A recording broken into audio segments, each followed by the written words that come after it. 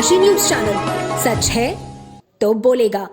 मुख्तार अंसारी के घर शोक संवेदना प्रकट करने पहुंचे पूर्व सांसद धर्मेंद्र यादव ने बयान देते हुए कहा कि हमने कल्पना नहीं की थी कि ऐसे माहौल में गाजीपुर आना पड़ेगा। हमने कभी कल्पना नहीं की थी कि देश में ऐसा शासन होगा। साथ ही कहा कि मुख्तार के निधन से कई सवाल खड़े हुए हैं। परिवार के लोग लगातार आशंका जता रहे थे कि वो जेल में सुरक्षित नहीं है।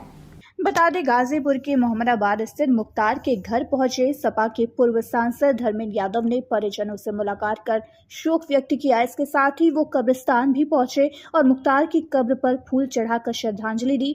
इस दौरान मीडिया से बात करते हुए कहा कि सपा पूरी तरह मुख्तार के परिवार के साथ खड़ी है।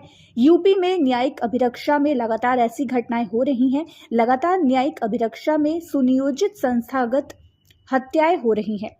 मुख्तार अंसारी से पहले अतीक अहमद, अशरफ, मुन्ना बजरंगी, विकास दुबे की हत्याएं हुई। मेरी मांग है कि इस मामले में सुप्रीम कोर्ट सुओ मोटो ले और इस मामले में हाई कोर्ट के वर्तमान जज से जांच कराई जाए। साथ ही कहा कि मुख्तार के परिवार की रगों में स्वतंत्रता संग्राम सेनानियों का खून दौड़ रहा है। ओवैसी पल्लवी पटेल के गठबंधन पर बोलते हुए धर्मेंद्र यादव ने कहा कि चुनाव के समय बहुत से गठबंधन बनते बिगड़ते हैं।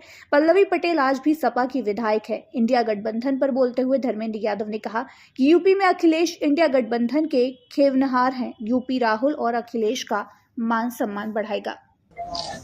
गाजीपुर क्या पूरे देश के लोग जानते हैं गाजीपुर क्यों आना पड़ा,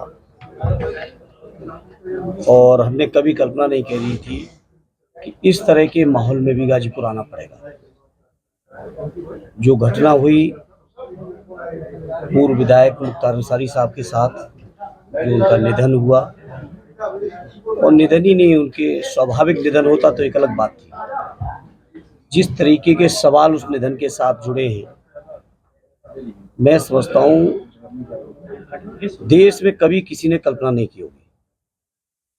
लगातार उनके परिवार के लोग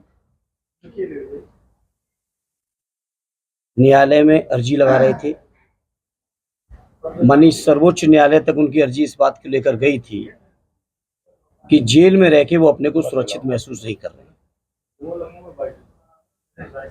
और माननीय सर्वोच्च न्यायालय में उत्तर प्रदेश शासन के प्रिंसिपल सेक्रेटरी होम ने एफिडेविट दिया, और उनके एफिडेविट पर विश्वास करके माननीय न्यायालय ने डायरेक्शन दिया कि उनकी सुरक्षा और स्वास्थ्य का इंतजाम रखना सरकार की जिम्मेदारी है। जिस बात का सरकार ने एफिडेविट दिया कि करेंगे, लेकिन बावजूद इसके जो परिजनों से मिलने के बाद सभी चीज़ों को जो समझने का मौका मिला, जितना मैं समझा, उनके परिवार में उनके बड़े भाई और इस क्षेत्र के बहुत जिम्मेदार नेता, वर्तमान सांसद भी हैं, पहले भी रहे, कई बार के विधायक आदरणीय अफजाल साहब से बात हुई, परिवार के और साथियों और लोगों से, परिवार के लोगों से बात हुई, उनके बेटे उमर साहब से हुई, मनु से हुई।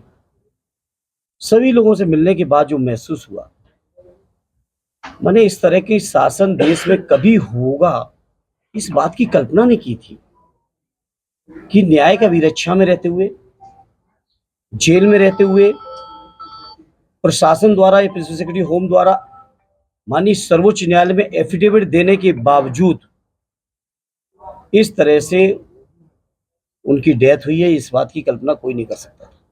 पूर्वांचल की खबरों से जुड़े रहने के लिए आज ही सब्सक्राइब करें हमारा YouTube चैनल डनकाशी, और हाँ, लेटेस्ट अपडेट्स के लिए बेल आइकन को प्रेस करना ना भूलें। और आपके पास है कोई जानकारी या है कोई सूचना, तो हमारे दिए गए नंबर पर आप हमसे संपर्क कर सकते हैं।